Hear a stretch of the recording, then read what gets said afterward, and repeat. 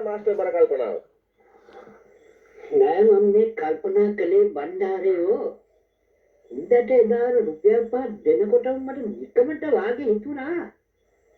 ආයෙමත් මේක උන්දගෙන් ගන්න ලැබෙයිද කියලා. මොන රුපියල් 5ද? කවුද මාස්ටර්? කාටද රුපියල් 5ක් දුන්නේ? නිමල්සිරිගේ තාත්තට ගියසරේ ආපු වෙලාව රුපියල් 5ක් දීලා තියෙනවා. ඒක දැන් ගන්න බැරි හින්දා නහයෙන් අඬනවා. නායෙන් අඬනවා නෙවෙයි.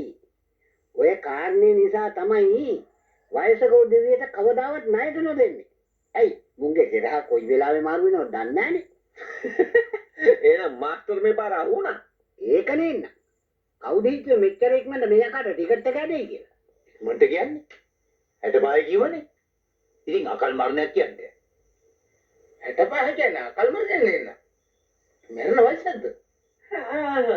වතෝදීදි වතයියෝයි. මන් යනවා නිදාගන්න.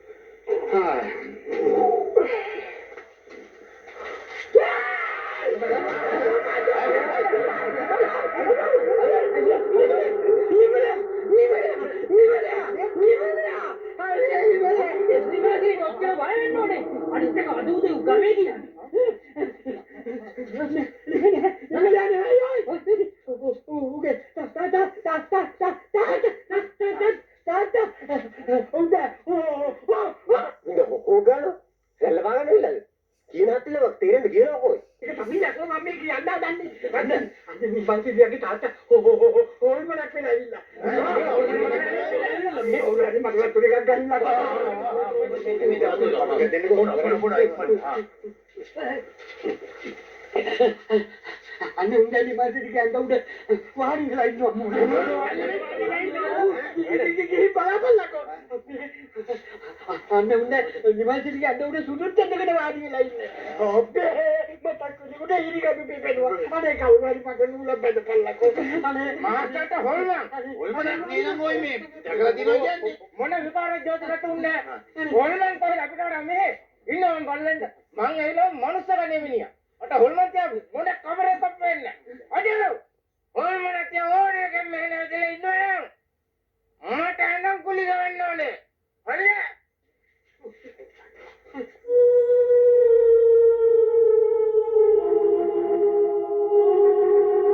හැටිම ගොම්මැට වගේ දුවගෙන ඉන්නේ නැතුව තම්සර තිබුණා එකකින් අර රුපියල් 5 ඉල්ල ගන්න.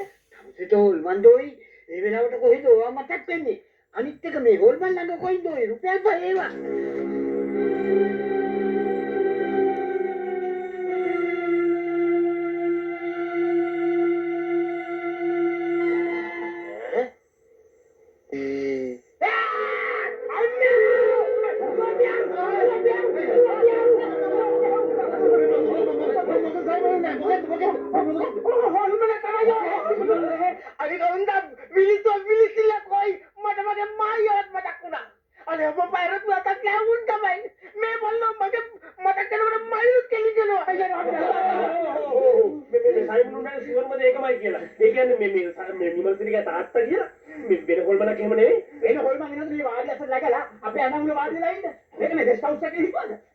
මම එකක් අහලා තියෙන ජෝතිරත්න නෑ ඔය හොල්මන් ඇස්පිල්ලම් ගහන්නේ නැහැ කියනව නේද?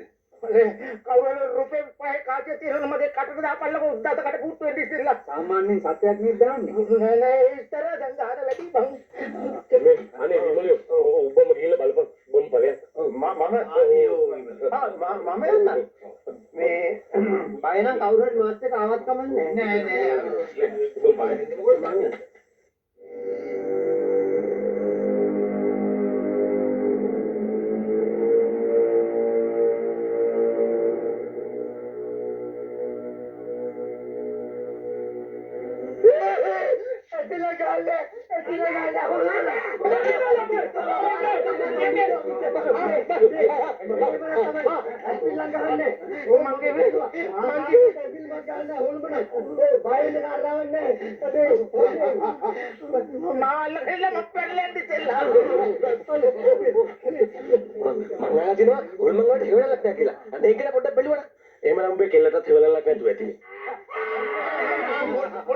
පොඩ්ඩක් ඉන්නවලා හදිසියකදී පාවිච්චි කරන්න ඕන වුණොත් කියලා කෝකටත් මම ලියලා දෙන්නම් හොල්මන් මන්ත්‍රයක් කවුරු හරි මට පැන්සල් එකකුයි කද්දයි කැලුයි කියලා දීලා බලන්න. ඉතින් ඕක ලියලා දාගන්න ඕනේ.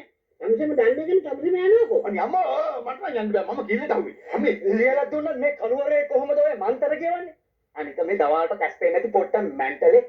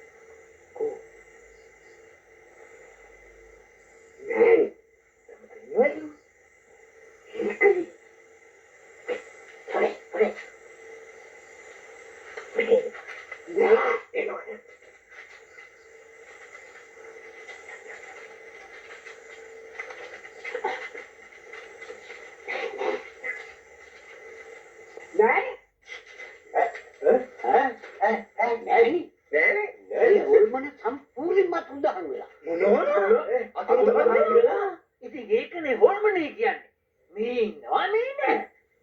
එහෙනම් මේක හින්දා මේ සයිමන් කාර්යගේ බව පුල්මන කියලා කියන්නේ.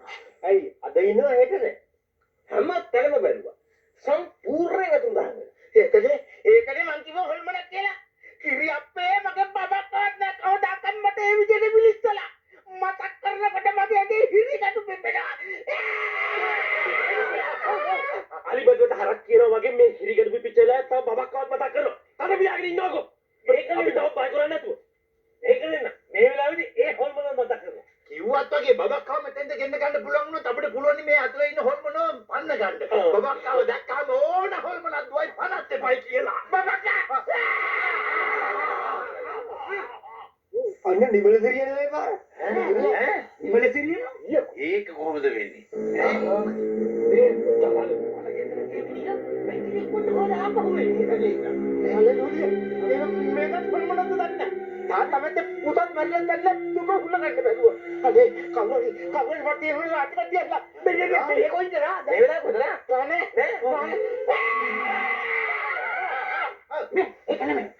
කවුරු හරි ගිහිල්ලා කොනික් කළා බලවන මං අහලා තියෙනවා මේ හොල්මන් ඇල්ලුවට අතට අහු වෙන්නේ නැහැ කියලා. ඕන් කිව්ව එක කොහොම ගිහලා කොහෙද මේ මං අහලා තියෙනවා ගිහිල්ලා යටින් බැලුවාම හොල්මන් පේන්නේ නැහැ කියලා.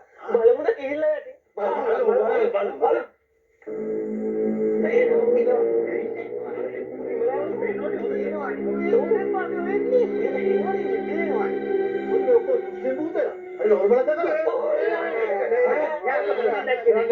අපි ජීවිතේට කවදාවත් හොල්මනක් දැකලා අනික මෙහෙ කොයින්ද හොල්මන් මේ අපිට වැඩිය. එහෙනම් මේ සේරම ගල් ගිල්ලා වගේ මොකෝ? එහෙම කට්ටි මෙලිට බෑ. අපිට දාඩි දානවා මේ. ඇතුලේ මක්කොල්ලක් ඉන්න බෑනේ.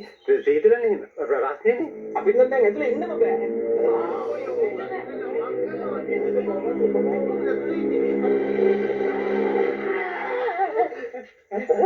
කවුද ආවා කෙනෙක්? තර හොල්මන්ද? හොල්මන් නෙමෙයි. මට හොඳට අතට අහුණා. මොකද නිවල කිරි ඉක්මනට ආවේ? මරණගේ වැඩ කටයුතු ඉක්මනට ඉවරුණාද? රාජමං ගමේ ගියේ. මයියාකට මිනිමල්ලා තේරම වැඩ කටයුතු දාසම වෙලා. එහෙනම් තාත්තා තමයි යනෝර ඉඳලා තියන්නේ. තාත්තාද? මම හිතුවා එන්න ඇති කියලා. තාත්තේ කීයද ආවේ? මේ එළියට එන්නකො. ඒ ගමන මේකව එළියට ගෙන්නන්න හදනවා. දැන් අපි කොහෙද වන්නද? ඒක තමයි.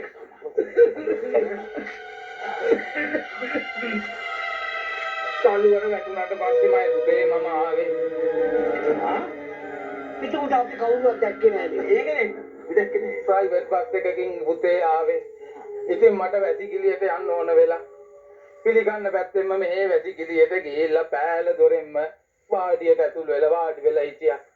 ඕ පුතේ. එතකොට මේ නිවල සිරිගේ මරණයක් ගැන ඔය කාවද වල දැම්ම කියලා කිව්වේ? ඒ අර අපේ පියාවනේ. මම නම් කියන්නේ තාත්තයි පුතයි දෙන්නම මැරලා කියලායි. වෙන්නේ නැද්ද විලිස්සන හැටි? තාත්තා වගේමයි. නැත්තම් කොයි රටේද තාත්තා මරනවා කියලා පුතේ කිනා වෙන්නේ? ඈ? එහෙම වුණාට කොස්තා කොනිට පුයලාවේ අපට වුණා කිව්ව නේද? ඉතින් හොල්මනක් නම් අහුවෙන්නේ නැහනේ. ඒ වුණාට කවුද දන්නේ දැන් කාලේ හොල්මන් අහුවනවාද කියලා. දැන් ওই සයිම හොල්මනක් බැඳලා ඉන්නේ. අපි සේරම රැවට්ටන වික්‍රමසිංහුන්නේ මේකනේ වෙලා තියෙන්නේ. ගමේ අපි කවුරුත් දන්න කියලා පොල් කටන මිනිහෙක් හිටියා. මිනිහා ළඟදී ගහකින් වැටිලා කොන්ද කැඩිලා ඉස්පිරිතාලෙට ගෙනිලා තියෙනවා. ඉස්පිරිතාලෙන් කියලා තියෙනවා. අනේප කරන්න බෑ ගෙදර ගෙනියන්නයි කියලා. කාත් කවුරුත් නැති මිනිහා ඉඳලා අපේ තාත්තා ගෙදර එක්කන් එලා සාත් සප්පායම් කරා. දවස් දෙකකින් මිනිහා මල්ලා. එතකොට මේ ටෙලිග්‍රෑම් එව්වේ ඒක මේ අපේ අක්කයි පුතාගේ වැඩක් නේ. ඒ කොල්ලවට තාම අවුරුදු 13යි. ඒ වඩා හරි පඬිතයා. මිනිහා තමයි කාටත් තරම මේ ටෙලිග්‍රෑම් එක ගාලා තියෙන්නේ. මොනවා? පුතාට ටෙලිග්‍රෑම් එකක් එවලා තිබුණද? නෙමෙයි කියන්නේ තාත්තේ. එහෙනම් ඇයි පියාට අන්තිමයි කියලා දන්නල වෙලා තියෙන්නේ නරුනේ පොල් කඩන එක කියලා කිව්ව නේද මට ඒක කියන්න බැරුණානේ මුලදීම. මැරිච්ච මිනිස්සයාගේ නම පියදාස. හැමිනේට කවුරුත් කිව්වේ පියා කියලා. ඒ කියන්නේ මේ පොඩි එකා පඬිතුකම ටෙලිග්‍රෑම් එක ගහලා තිබුණේ පියාට අන්තිමයි කියලා. මොනවා? මම්මලයි කියලා ටෙලිග්‍රෑම් එකක් එවලා තිබුණා. මේක කන්න එපාය. පියදාසයාගේ අවසාන කටයුතු ටික මමම කරලා මේ ළමයාට කරදර කරන්නේ මොකටද කියලා. අද මේ ආවේ මේ ළමයාට ඒක කියලා යන්න හිතාගෙන මං ගෙදර යනකම් කිසි කෙනෙක් දන්නේ නැහැ පොඩි එකාගේ ටෙලිග්‍රෑම් වැඩේ. හැබැයි මිනිහ අක්කෙන් පස්සේ ඩොක්කකුත් කෑවා. තව එක ප්‍රශ්නයක් තියෙනවා උපාසක මාමෙන් අහන්න දැන් විනාඩියකට කලින් මමයි සුමනපාල මාස්ටර් ඇතුළට ගිය වෙලාවේ උපාසක මාම ඇඳේ හිටියේ නෑ මට ආයෙ පාරක් අමාරු වෙලා මම තව පාරක් වැඩි කිලියට ගියා. ඒ වෙලාවේ තමයි පුතාලා ඇතුළට එන්නේ නැත්තේ. ඒක නෙවෙයි උපාසකුන්නේ. අර ගිය සැරේ ආපු වෙලාවේ මගෙන් ගත්ත අර සමා වෙන මාස්ටර් මට ආයෙත් අර ගමන යන්න ඕන වෙලාව තමයි.